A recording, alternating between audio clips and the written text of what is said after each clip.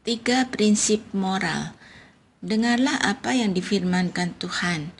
Bangkitlah, ajukanlah gugatanmu di hadapan gunung-gunung, dan biarlah bukit-bukit mendengar suaramu. Dengarlah, hai gunung-gunung, gugatan Tuhan, dan pasanglah telinga, hai dasar-dasar bumi. Sebab Tuhan mempunyai gugatan terhadap umatnya, dan ia berperkara dengan Israel. Umatku, apakah yang telah kulakukan kepadamu? Dengan apakah engkau telah kulelahkan? Jawablah aku. Sesungguhnya akulah yang menuntun engkau keluar dari tanah Mesir, membebaskan engkau dari tempat perbudakan, dan mengutus Musa memimpinmu beserta Harun dan Miriam. Umatku, ingatlah apa yang dirancang oleh Balak, Raja Moab, apa jawaban Bileam bin Beor kepadanya, dan perjalanan dari Sitim sampai ke Gilgal, supaya engkau menyadari perbuatan-perbuatan Tuhan yang adil. Dengan apakah seharusnya aku pergi menghadap Tuhan dan sujud kepada Allah yang di tempat tinggi? Haruskah aku pergi menghadap Dia dengan kurban bakaran, dengan anak lembu berumur setahun?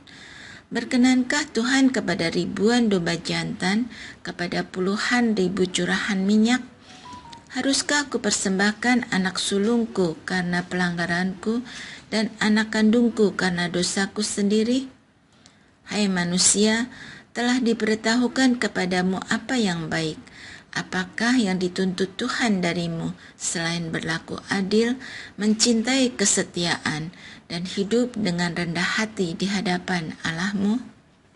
Dalam Mika 6, Tuhan menggugat umatnya seperti dalam sebuah sidang perjanjian. Allah mengingatkan bagaimana ia telah membebaskan, menuntun, dan memelihara umatnya. Namun umat bertanya, apa yang sebenarnya Tuhan kehendaki dari kami? Apakah kurban bakaran? Apakah persembahan yang besar dan mahal? Jawaban Allah sangat singkat tetapi tajam. Hai manusia, telah diberitahukan kepadamu apa yang baik, dan apakah yang dituntut Tuhan daripadamu selain berlaku adil, mencintai kesetiaan, dan hidup dengan rendah hati di hadapan Allahmu? 3 tuntutan ini menjadi semacam manifesto singkat kenabian, ringkasan etika iman yang tidak rumit, tetapi menuntut kesungguhan hidup. Pertama, lakukan keadilan.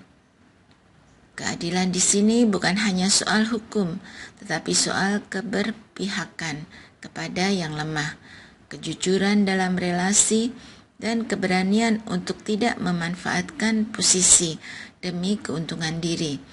Iman yang benar selalu menyentuh cara kita memperlakukan sesama. Kedua, cinta kasih setia. Ini bukan sekedar berbuat baik sesekali, tetapi menghidupi kesetiaan dan kemurahan sebagai sikap hati. Kasih setia adalah komitmen untuk tetap mengasihi, bahkan ketika itu tidak menguntungkan atau tidak dibalas. Ketiga, berjalanlah dengan rendah hati bersama Allah. Kerendahan hati berarti sadar bahwa hidup ini bukan milik kita sepenuhnya. Kita berjalan bersama Allah, bukan mendahuluinya, dan bukan juga berjalan sendiri. Relasi dengan Allah menata cara kita berpikir, memilih, dan bertindak.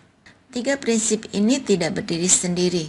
Keadilan tanpa kasih bisa menjadi keras. Kasih tanpa keadilan bisa menjadi lembek. Kerendahan hati menjaga keduanya agar tetap lahir dari relasi dengan Allah, bukan dari kesombongan moral.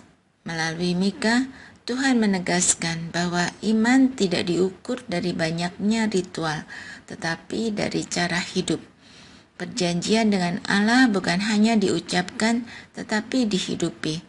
Disinilah iman menjadi nyata, ketika keadilan dilakukan, kasih setia dirawat, dan hidup dijalani dengan rendah hati di hadapan Allah. Pertanyaan refleksi 1. Dalam relasi sehari-hari, bagian mana yang paling menantang bagiku? Berlaku adil, mengasihi dengan setia, atau hidup rendah hati di hadapan Allah? 2. Dalam situasi apa aku tergoda mengganti ketaatan dengan ritual atau aktivitas rohani semata? 3. Langkah kecil apa yang bisa aku lakukan minggu ini untuk menghidupi ketiga prinsip ini secara nyata?